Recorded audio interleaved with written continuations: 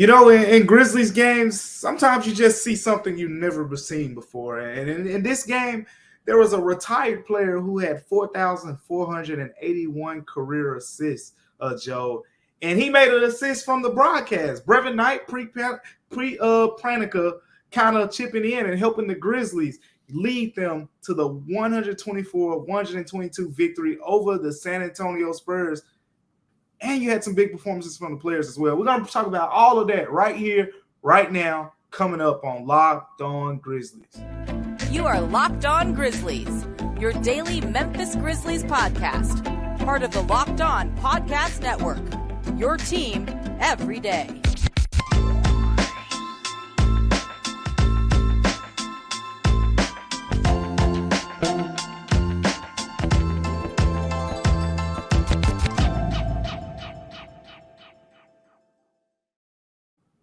What's going on, everyone, and welcome back to Locked On Grizzlies. I am your co-host, Damichael, joined here by the esteemed Ja Mullinax. My main man here. Joe, how you doing? Esteemed. I don't know why you're lying to our faithful listener that is joining us on this journey that is Locked On Grizzlies after a very adventurous Grizzlies Spurs game. It always seems like something weird happens with San Antonio, whether it's the game itself or, as you alluded to in the cold open, the idea of, two older men who are past their primes basketball-wise, making a pretty key assist when it comes to the time not running there late in the contest on a Spurs possession, an entire untimed Spurs possession. It was just a weird game, Damichael, and watching it, seeing the ebbs and the flows, it felt out of place as a Memphis Grizzlies basketball game. Maybe I should be used to the fact that Ja Morant and Desmond Bane can take over games at this stage, but it's still kind of weird to look at it and say, oh yeah, the Grizzlies have two players that can combine for 64 points. Totally makes sense. Yeah, and what may have made it weird is because there were so many times you thought the Grizzlies could put away those pesky Spurs, and they just wouldn't go away. Keldon Johnson, Devin Vassell making big shots. Jakob Poeltl doing Euro steps and floaters and everything in between. You just had doing his fried chicken proud. I mean, did you know he had all that in his bag? I mean, it was truly, a different game. And like you said, this is a division rival, and usually when you're playing those divisional foes, some weird things happen. And in this game, there was precious seconds on the clock that didn't move as the Spurs went up the court and scored a basket. And it took the Bally Sports TV broadcast team, Brevin Knight, Pete Pranica, to let the referees know, as the referees looked pretty clueless on that situation. Thank you for tuning in to Locked On Grizzlies and making Locked On Grizzlies your first listen each and every day. Make sure you can find us everywhere. Google Podcasts, Apple Podcasts, Spotify, Stitcher. Wherever you look at podcasts, YouTube, we're everywhere like the air. So make sure you continue to tune in to the Locked On Grizzlies podcast and leave reviews, leave comments.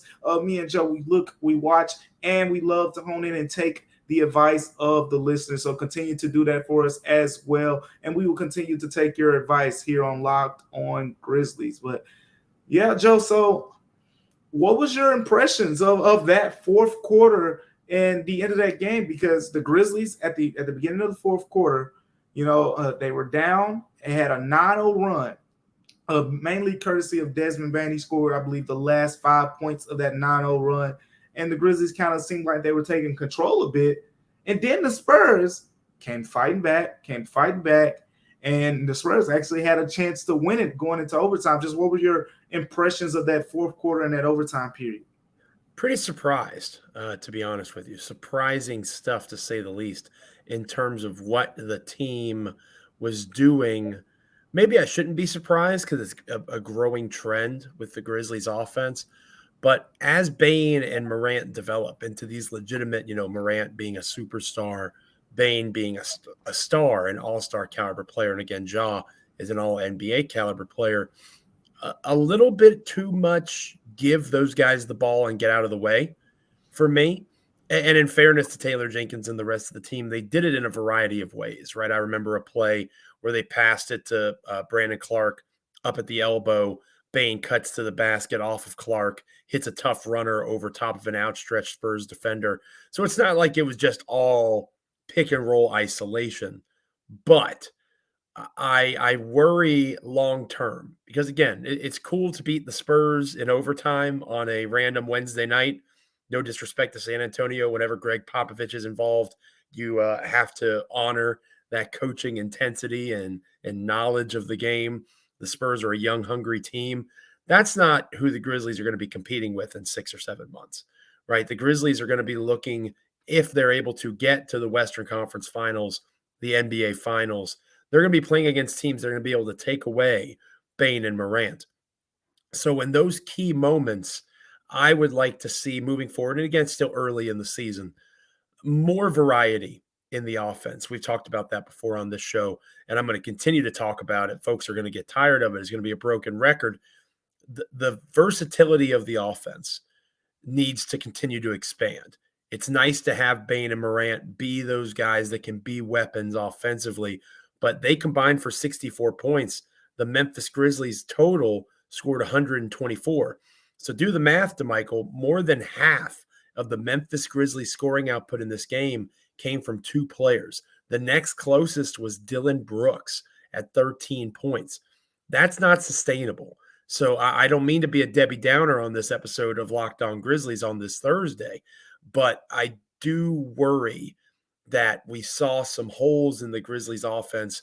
It worked in key moments when they needed it to in this game. And obviously Jaren and Zaire coming back eventually will help.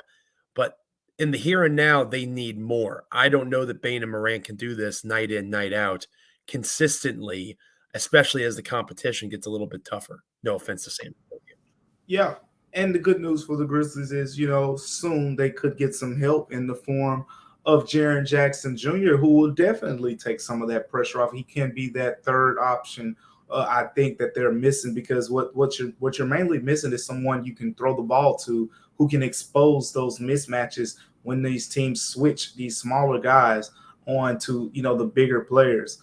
For example, the 4 position, again, Santi Aldama is starting, but I've talked about it recently, how his minutes have kind of started to dwindle a little bit. And we saw that, again, kind of in this game. He finished with 23 minutes. And it's not just the fact that he finished with 23 minutes. It's when the Grizzlies went to the late fourth quarter stretch, John Conchar was inserted to the game. Same thing with overtime. The Grizzlies elected to go with John Conchar instead of Santi Aldama. Remember, early in the season, Santi Aldama was getting those minutes. So he's kind of, been removed from, that end of the game closing lineup. And eventually that'll be Jaren Jackson Jr.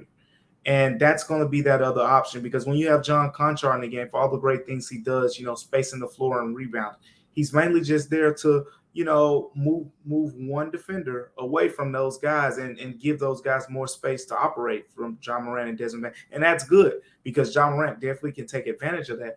But with Jaren Jackson Jr., you're going to get that spacing. And plus, if you kick the ball to him, he can go off the dribble. Or if you get a switch and it's a smaller guy on him, John Conchar may not can take advantage of that matchup. Jaren Jackson Jr., he's able to, put his head down and drive the basketball, against a smaller guy and take advantage of those matchups. So with Jaren, you should get that in return. But big nights for those guys. That backcourt, we spent a lot of time talking about, Joe. 32 points for Ja, 32 points for Dez. And 5 rebounds, 5 assists for Ja Morant, 6 rebounds, 6 assists for Desmond Bane. Efficient too. Ja 14 of 25 from the field.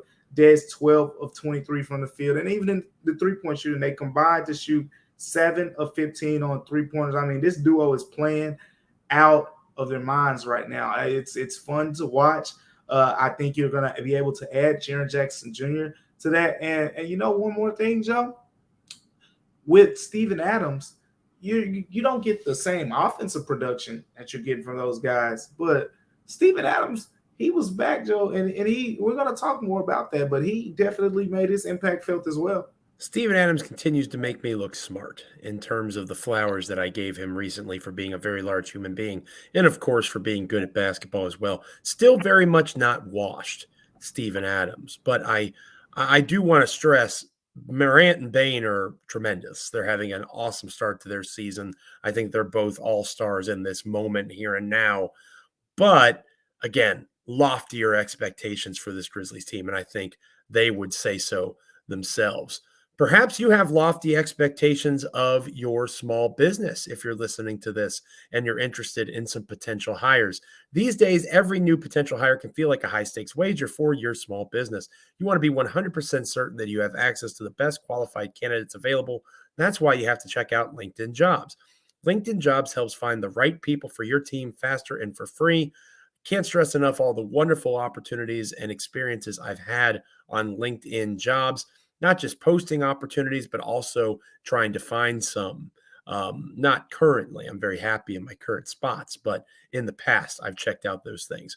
It's extremely easy to create a free job post. You add your job and the purple hashtag hiring frame to your LinkedIn profile to spread the word that you're hiring.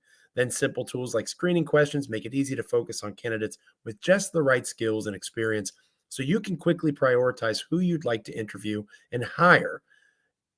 You want to finish the year strong. We're here in November trying to make a final push like everybody is. Finding the right team member can help you get over the top. It's why small businesses rate LinkedIn Jobs #1 in delivering quality hires versus the leading competitors. LinkedIn Jobs helps you find the qualified candidates you want to talk to faster. Post your job for free at linkedin.com/lockedonnba. That's linkedin.com/lockedonnba to post your job for free. Terms and conditions apply. Damichael, we mentioned Steven Adams in the first segment. Obviously, Bane and Morant will continue to get the highlights and the headlines. But Steven Adams returning in this game after his ankle injury, and the Memphis Grizzlies missed him tremendously. His screen setting, although I know we're going to talk a little bit more about this, the referees are calling a lot more moving screens on him. I don't know if it's him moving his feet too much, the way that he's leaning into the screen that he's trying to set, or maybe the officials are just making that a point of emphasis this year, not letting these guys get away with perhaps what they've gotten away with in previous seasons. But Adams, his presence just helps this team so much. First off, it assists with the rotation. No offense to Xavier Tillman, not in the rotation in this game.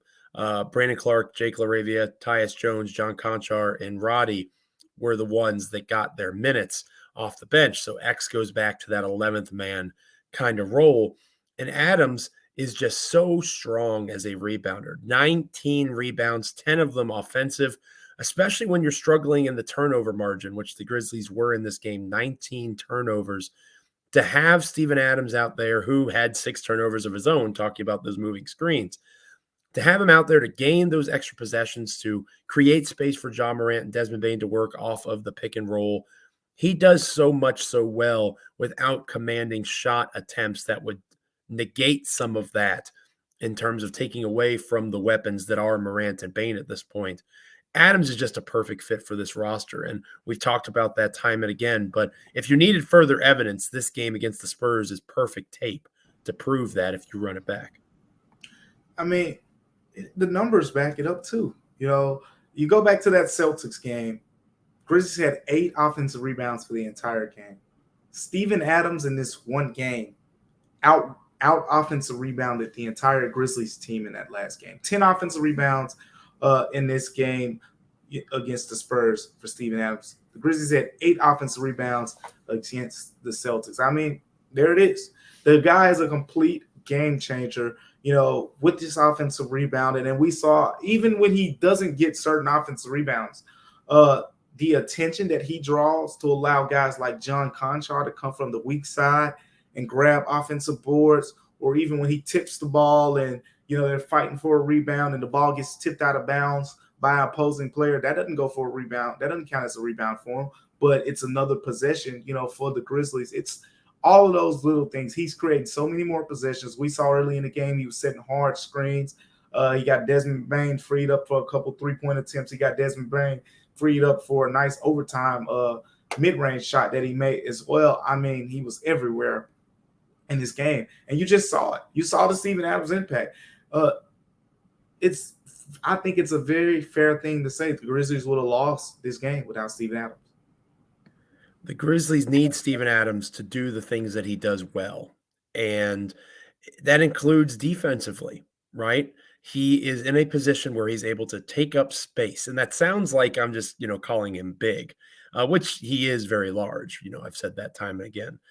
But he knows how to use his size, and that is a skill in and of itself, to not just be big, but to have the concept of leverage, to understand positioning of your body. And I know you've talked about this before, Damichael. If you listen to him, and I know you do as the beat writer for the Commercial Appeal, you listen to him in post-game press availability.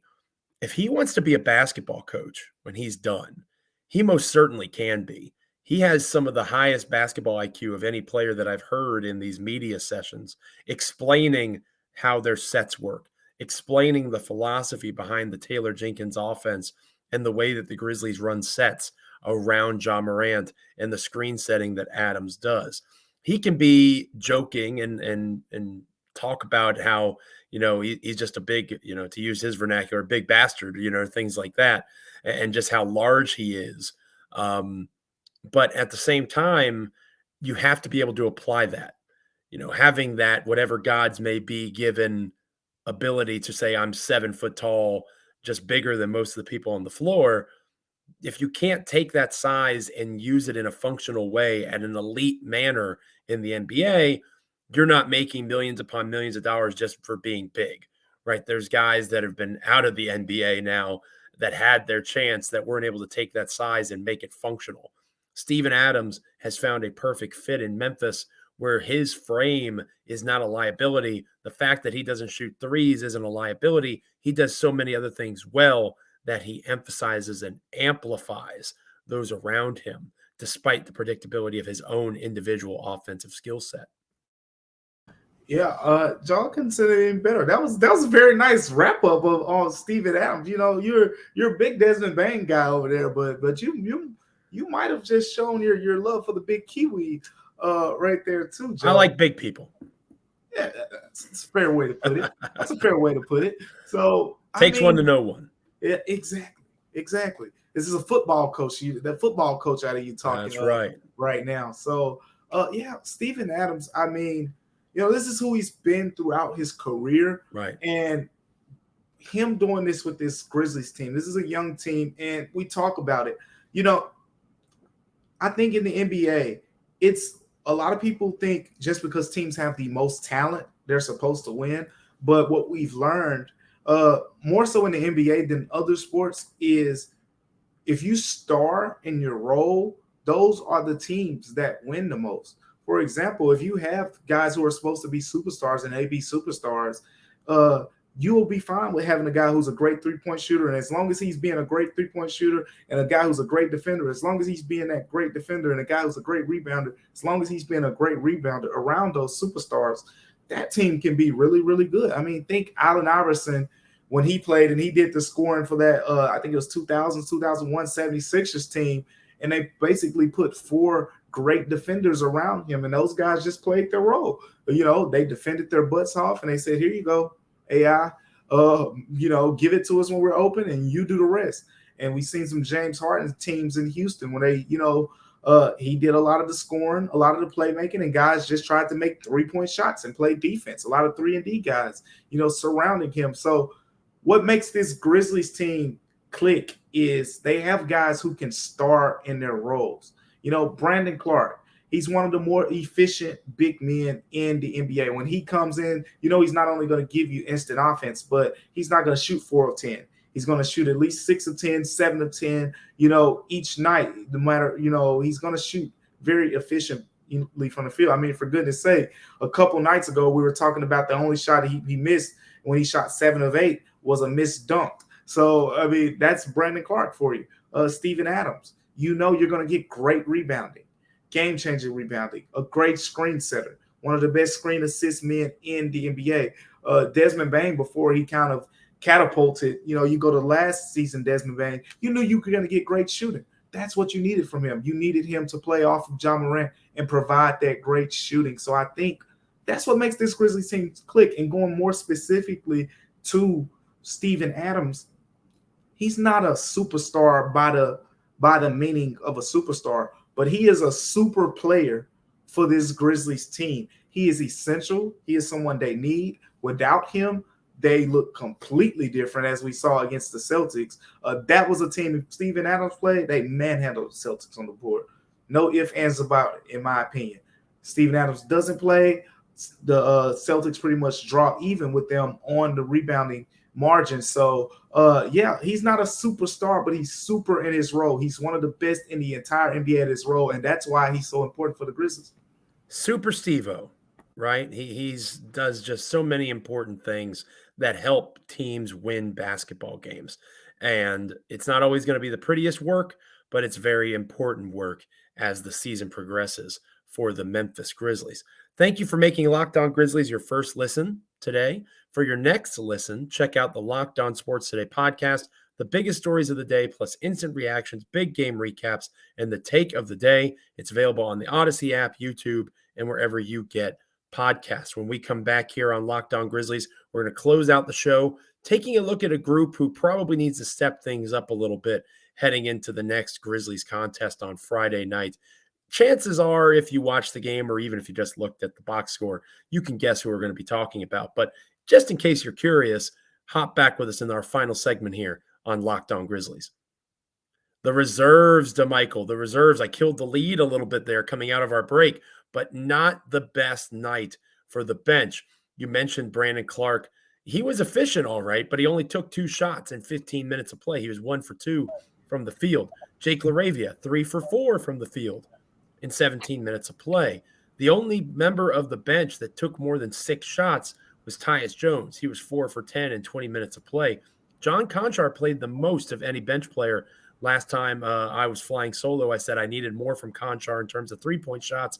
Only 2 threes attempted in this game, Damichael, and he didn't make a single one in 28 minutes of play. And all of the bench players, except for David Roddy, were a negative in terms of the plus-minus column. Roddy only played 9 minutes, and he was a net 0 in terms of his plus-minus rating in that run of time. So all the Grizzlies starters, even Santi Aldama, who didn't contribute a ton in terms of scoring, all of the starters were positives in plus-minus. Every reserve was either a net neutral 0 or a negative. Again, I mentioned in the first segment, we need more from guys like a Dylan Brooks, a Santi Aldama in terms of scoring because Bane and Morant can't keep this up. At least we imagine they can't keep it up. You know, I know you talked about recently, stop putting a ceiling on Desmond Bane. Maybe they can keep it up. But logic would dictate that, you know, if Morant has an off night or Bane has an off night, who's going to pick up that slack? You can't replace it just in one player. It needs to be done in the aggregate. I'm not sure the reserves, if they were asked to answer that call in the game against the Spurs on Wednesday night, I'm not sure that the Grizzlies bench would have been able to do that. They did not have their best outing.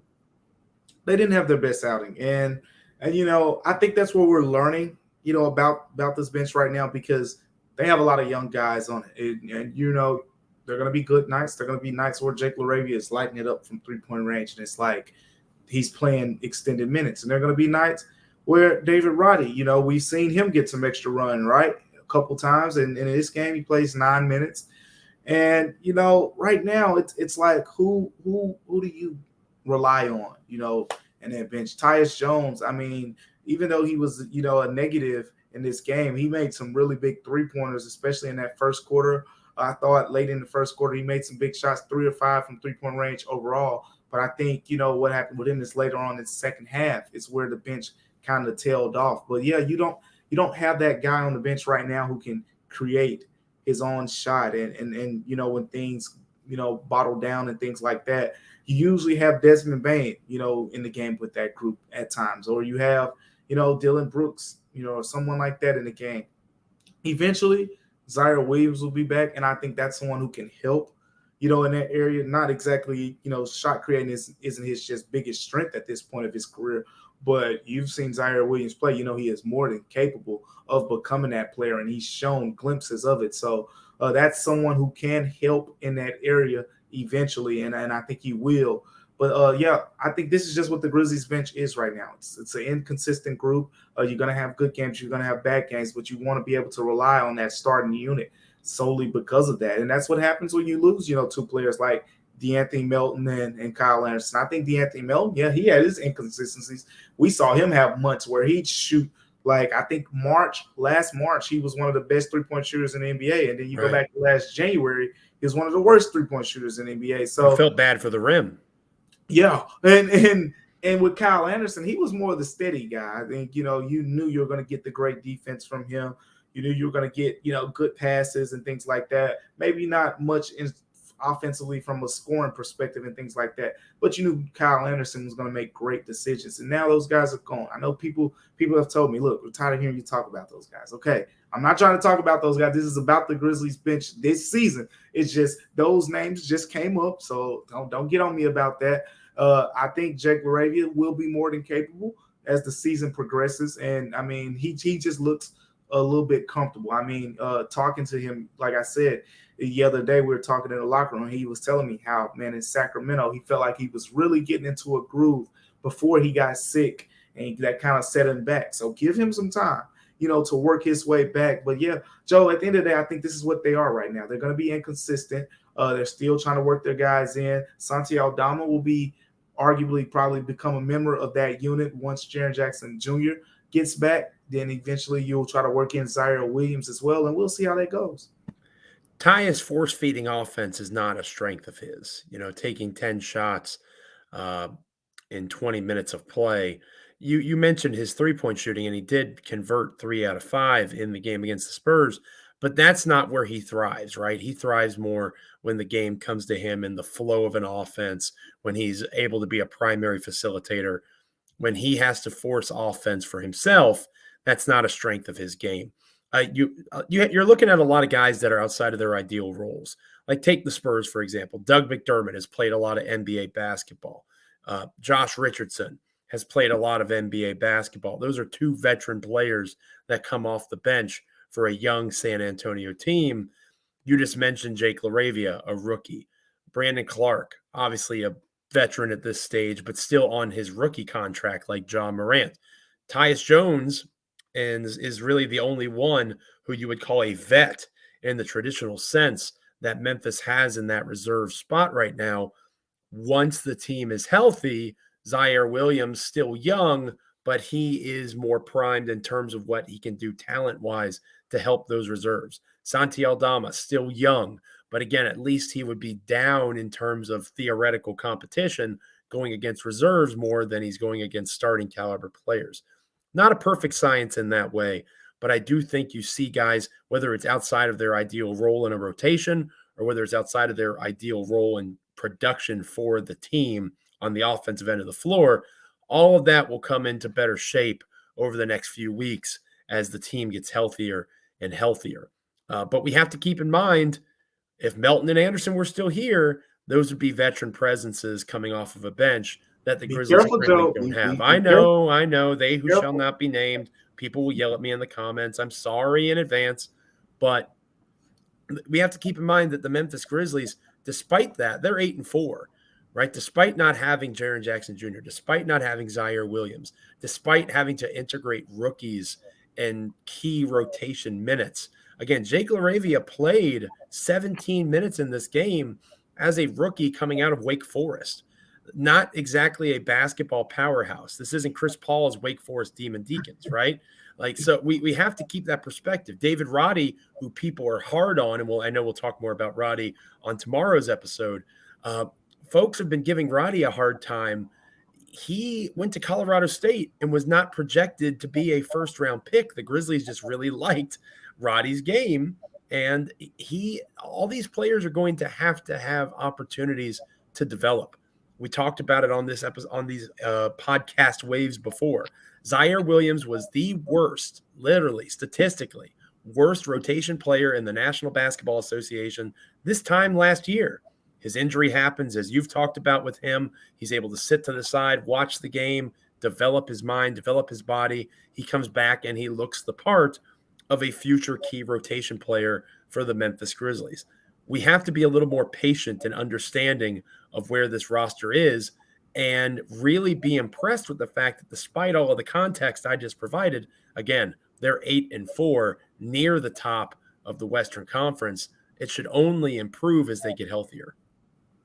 Yeah, and that's why, earlier this season when the Grizzlies were having a couple ups and downs, I was like, they're fine. They're actually in a really good spot because Mhm. for the Grizzlies, for them to get off to a great start this season as compared, and I call it a great start because if you don't think it's a great start, go look at Golden State over there. Right. It could be worse. Look at the Go, Lakers. go Ooh, look at the Lakers. gosh, Go look at the Clippers. not Go look great. at the Timberwolves. Right, Oh Timberwolves. We're God. going to talk more about that matchup. But the Timberwolves starting five is one of the worst graded starting fives in the NBA right And they now, and gave that's up so much for Rudy Gobert. So much. so much. We're going to talk more about that. But like, those are all teams that people think at least could be playing caliber teams, and they're struggling. So the fact that the Grizzlies are 8-4, no Jaren Jackson Jr., no Zaire Williams, and you're playing rookies, it's not the end of the world. It's not the end of the world. I think you have things you can build upon. I've said time and time again, and I know other people have as well. Zaire Williams at this point last season was one of the worst Right. graded. Just talked about it. Yeah, was one of the worst graded rookies. And then, Santi Aldama wasn't even playing. I mean, That's true too. he was barely getting minutes, so and he ended up making, a big impact, this season. So all things considered, the Grizzlies are in a great spot, and they're in a fortunate spot. 8-4, you're in the top tier of the Western Conference, and there's clearly, whether it's the bench, whether it's the defense, there are some areas where the Grizzlies can see some serious growth, Joe. And I have a feeling that's one of the things we'll talk about on tomorrow's episode. A lot of weird things have been going on with the Grizzlies these first 12 or so games of the season. So on our next episode of Locked On Grizzlies, Damichael and I will break down some of those items, and that'll lead into our preview of Friday night's contest against the Minnesota Timberwolves. So make sure you're coming back to Locked On Grizzlies for that final episode of the week. Thank you for making Locked On Grizzlies your first listen today. For your second listen, go check out Locked On Sports Today. From the games that matter the most to the biggest stories in sports, go beyond the scoreboard and behind the scenes with local experts and insights that only Locked On can provide. Locked On Sports Today, available on this app, YouTube, and wherever you get your podcasts. Continue to make Locked On Grizzlies your first listen each and every day. Here, part of the Locked On Podcast Network. Make sure you're subscribing however you get your podcasts. Make sure you're rating, reviewing, commenting, all sorts of different ways that you can interact with our program here. It is much appreciated. Thank you for making us a part of your Memphis Grizzlies experience. For my wonderful co-host, Damichael Cole, I am Joe Mullinax. Continue to stay locked in. We'll see you for the weekend edition of Locked On Grizzlies tomorrow. Until then, thank you for listening. This is Locked On Grizzlies.